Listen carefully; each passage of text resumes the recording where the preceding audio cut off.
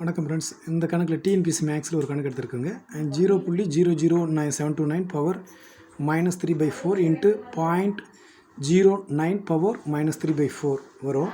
இதுக்கு என்ன பண்ணலான்னா, இப்போ 0.00729 இதை மேலேங்கிலையும் இந்த ஜீரோவை கேன்சல் பண்ணுறதுக்காக எத்தனை ஜீரோ தள்ளி இருக்குதோ அத்தனை ஜீரோ வர மாதிரி நம்ம மல்டிப்ளை பண்ணலாம். இப்போ 0.00729 இருக்குது.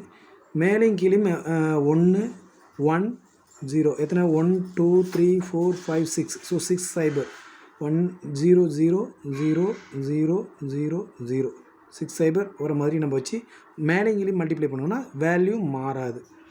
ஸோ இப்படி எழுதலாம். பவர் -3/4 எழுத வரும். இதுலேயும் அதே போல் 0.09 இருக்குது. அப்போ 2 சைபர் நம்ம கேன்சல் பண்ணணும். So 0.09 into 100/100. இப்போ அந்த இது கேன்சல் ஆயிரும். டெசிமல் பிளேஸ் வந்து கேன்சல் ஆயிரும். நெக்ஸ்ட் ஸ்டெப்பில் டெசிமல் பிளேஸை கேன்சல் பண்ணி எழுதுனாங்கன்னா என்ன வரும்? 7 to 9. அதாவது இந்த 10 லேக்கால் இந்த 0.00729 மல்டிப்ளை பண்ணும் பொழுது இந்த டெசிமல் பிளேஸ் கேன்சல் ஆகிரும். 729/10⁶ பவர் -3/4. சிமிலர்லி இங்கே 9/10² பவர் -3/4 வரும். இப்போ 7 to 9 பார்த்திங்கன்னா நம்ம டானா வகுத்தில் பண்ணலாம். 3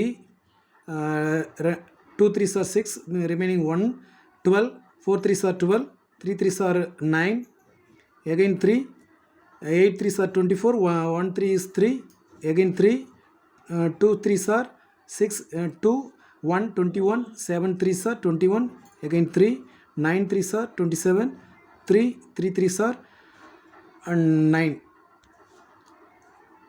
ஸோ 3/6 வரும். 3/6. ஸோ இது நம்ம என்ன பண்ணலாம்?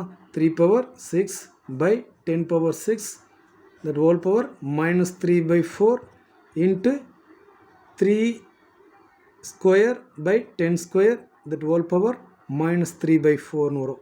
நெக்ஸ்ட் ஸ்டெப்பில் 3/10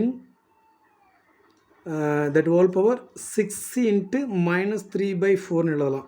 அதே போல் 3/10 பவர் 2 into -3/4 எழுதலாம்.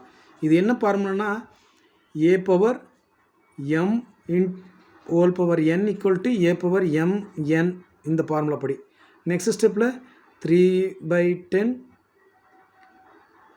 பவர் -18/4 இன்ட்டு 3/10 பவர் -6/4 வரும். நெக்ஸ்ட் ஸ்டெப்பில் a power m into a power n equal to a power m plus n என்ற ஃபார்முலா யூஸ் பண்ணோன்னா 3/10 பவர் -18/4 ப்ளஸ் -6/4 வரும். அப்போ -24/4 வரும்.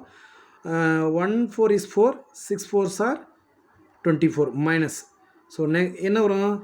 3/10 பவர் -6 மைனஸ் பவர் இருந்துச்சுன்னா அது நம்ம திருப்பி எழுதிக்கலாம். அந்த ஃபார்முலா படி a power -mனா 1/a power mன்னு எழுதலாம். ஸோ இதுவும் அதே போல் நம்ம எழுதும் பொழுது 10⁶/3/6. So answer D. Thank you.